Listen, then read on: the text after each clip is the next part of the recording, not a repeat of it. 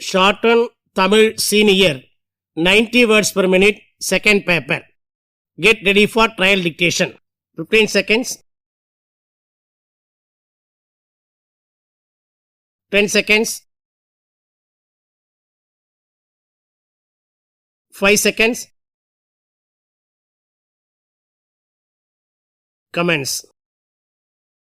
மாண்புமிகு பேரவைத் தலைவர் அவர்களே, மாண்புமிகு அமைச்சர் பெருமக்களுக்கும் இதர பேரவை உறுப்பினர்கள் அனைவருக்கும் எனது பணிவான வணக்கம். மேதகு ஆளுநர் உரையின் மீது பேசுவதற்கு வாய்ப்பளித்த பேரவை தலைவர் அவர்களுக்கு என் நன்றியை தெரிவித்துக் கொள்கின்றேன். இங்கே பல உறுப்பினர்கள் குறிப்பிட்டது போல மாநில அரசினுடைய கொள்கைகளை அடிப்படையாக கொண்டு இந்த ஆளுநர் உரை அமைக்கப்பட்டுள்ளது. அந்த வகையில் தமிழக அரசு பல துறை சார்ந்த பிரச்சனைகளில் தன் நிலைப்பாட்டை ஆளுநர் உரையின் வாயிலாக வெளிப்படுத்தி உள்ளது. மத்திய அரசின் கொள்கை முடிவுகளால் மாநில மக்களுக்கு பாதகம் ஏற்படுமானால் அதை தவிர்க்க வேண்டிய தேவை மாநில அரசுக்கு ஏற்படுகிறது. அந்த வகையில் தமிழக அரசு மக்களின் நலன் கருதி எடுக்கக்கூடிய நிலைப்பாட்டினை நான் வரவேற்கிறேன்.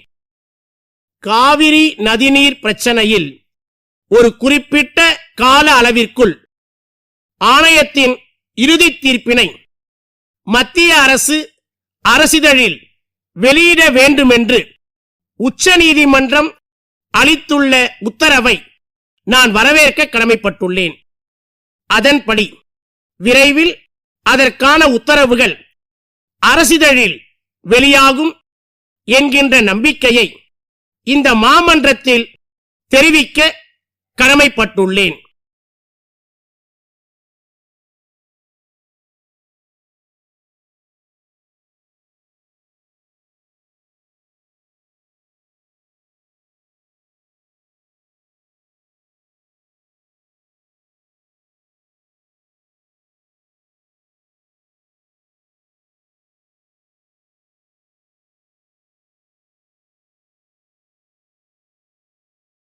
Shorten Tamil Senior second paper.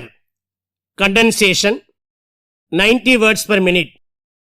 Code number of question paper 770.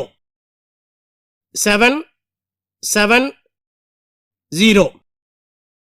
படிக்கப்படும் உரைப்பகுதியை சுருக்கெழுத்தில் எழுதிக்கொண்டு அதை 150 சொற்களுக்கு மிகாமல் அயர்கூற்றில் கடந்த கால வினைச்சொல்லாக்கத்தில் தகுந்த தலைப்புடனும் உட்தலைப்புடனும் மொழிப்பு அறிக்கையாக சுருக்கி அளிக்க வேண்டும். சுருக்கி அளிக்கப்பட்ட விடையில் உள்ள வார்த்தைகளை எண்ணி விடையின் கடைசியில் குறிக்க வேண்டும். சுருக்கெழுத்து திறனுக்காக 5 மதிப்பெண்கள் ஒதுக்கப்பட்டுள்ளன. விரிவெழுத்தில் எழுதும் போது கையெழுத்து தெளிவாக இருப்பதுடன் வரிகளுக்கிடையே உரிய இடைவெளி இருக்க வேண்டும். Get ready. 15 seconds. 10 seconds. 5 seconds. Comments. காவல்துறை மற்றும் தீயணைப்பு மற்றும் மீட்பு பணிகள் துறை மானிய கோரிக்கைகள் மீதான விவாதத்தில் கலந்து கொண்டு ஓர் உறுப்பினர் பேசியதாவது: மாண்புமிகு பேரவைத் தலைவர் அவர்களே, ஒரு நாட்டின் பொருளாதார வளர்ச்சிக்கு, தொழில் வளர்ச்சிக்கு இன்றியமையாததாக விளங்குவது காவல்துறை. இப்படிப்பட்ட முக்கியமான துறையில் பணியாற்றும் காவலர்கள் அனைவருக்கும் குடியிருப்புகள் கட்டித்தர வேண்டுமென்று கேட்டுக்கொள்கிறேன். காவல்துறையில் 20 ஆண்டுகள் பணிபுரிந்த காவலர்களுக்கு சிறப்பு சார் ஆய்வாளர் பதவி உயர்வு வழங்குவதாக வாக்குறுதி அளிக்கப்பட்டு இருந்தது. ஆனால் 25 ஆண்டுகள் கடந்தும் பதவி உயர்வு பெறாமல் காவலர்கள் மிகுந்த மன அழுத்தத்தில் உள்ளார்கள். ஆகவே 20 ஆண்டுகள் பணிபுரிந்த அனைவருக்கும் உடனடியாக சிறப்பு உதவி ஆய்வாளர் பதவி உயர்வு வழங்க வேண்டும் என்று கேட்டுக்கொள்கிறேன். மேலநத்தத்தில் நீண்ட காலமாக செயல்பட்டு வந்த கால்நடை மருந்தகம் சில ஆண்டுகளுக்கு முன்பு மூடப்பட்டு விட்டது. இப்பகுதியை சுற்றியுள்ள மக்கள் கால்நடை மருத்துவ சிகிச்சைக்கு மிகுந்த கஷ்டப்படுகின்றனர். எனவே மீண்டும் மேலநத்தத்தில் கால்நடை மருந்தகம் செயல்பட உரிய நடவடிக்கை எடுக்க வேண்டும் என்று கேட்டுக்கொள்கிறேன். காவலர்கள் சில நேரங்களில் 2 சக்கர வாகனங்களிலும் பேருந்துகளிலும் கூட கைதிகளை அழைத்து செல்கிறார்கள். அதையெல்லாம் தவிர்த்து கைதிகளை நீதிமன்றத்திற்கோ விசாரணைக்கோ அழைத்து செல்லும் போது அவர்களை 4 சக்கர வாகனத்தில்தான் அழைத்து செல்ல வேண்டும் என்ற நிலை வந்தால் நன்றாக இருக்கும் என்பதை தெரிவித்துக் கொள்கிறேன். இதே போன்று 50 வயதிற்கு மேற்பட்ட காவலர்களை கடுமையான பணிக்கு அனுப்பாமல் அவர்களது பணிச்சுமையை குறைத்தால் நன்றாக இருக்கும் என்பதை தெரிவித்துக் கொள்கிறேன். இதே போன்று 8 மணி நேர பணி என்பதும் வார விடுப்பு என்பதும் கண்டிப்பாக தேவை என்பதையும் நான் இங்கே பதிவு செய்ய விரும்புகிறேன். காவல்துறை அமைச்சு பணியாளர்களுக்கு காவல்துறை குடியிருப்புகளிலும் சொந்த இல்லம் திட்டத்திலும் உரிய இடஒதுக்கீடு வழங்க வேண்டுமென்ற கோரிக்கை இருக்கிறது. இதனை மாண்புமிகு முதலமைச்சர் அவர்கள் பரிசீலனை செய்ய வேண்டும் என்று இந்த நேரத்தில் கேட்டுக்கொள்கிறேன். அரசியல் கட்சிகள், ஜனநாயக இயக்கங்கள் மக்களின் நியாயமான ஜனநாயக ரீதியான போராட்டங்களை நடத்துகிற போது காவல்துறையினரால் அனுமதி மறுக்கப்படுவதும், மக்களே கூடாத இடத்தில் கூட்டத்தை நடத்துங்கள் என்று சொல்வதும் சில நேரங்களில் நிகழ்கிறது. இது தவிர்க்கப்பட வேண்டும் என்று மாண்புமிகு முதலமைச்சர் அவர்களை அன்போடு கேட்டுக்கொள்கிறேன். திருநெல்வேலி மாநகராட்சியில் கிட்டத்தட்ட 7 லட்சம் மக்கள் வசிக்கிறார்கள். ஆனால் அங்கு 2 தீயணைப்பு நிலையங்கள்தான் இருக்கின்றன. இவை போதாது. எனவே திருநெல்வேலி மாநகராட்சி அலுவலகத்திற்கு எதிரில் உள்ள மாநகராட்சி வணிக வளாகத்தில் உள்ள காலியான இடத்தில் ஒரு தீயணைப்பு நிலையம் அமைத்து தர ஆவண செய்ய வேண்டும் என்று கேட்டு வாய்ப்பிற்கு நன்றி கூறி விடைபெறுகிறேன்.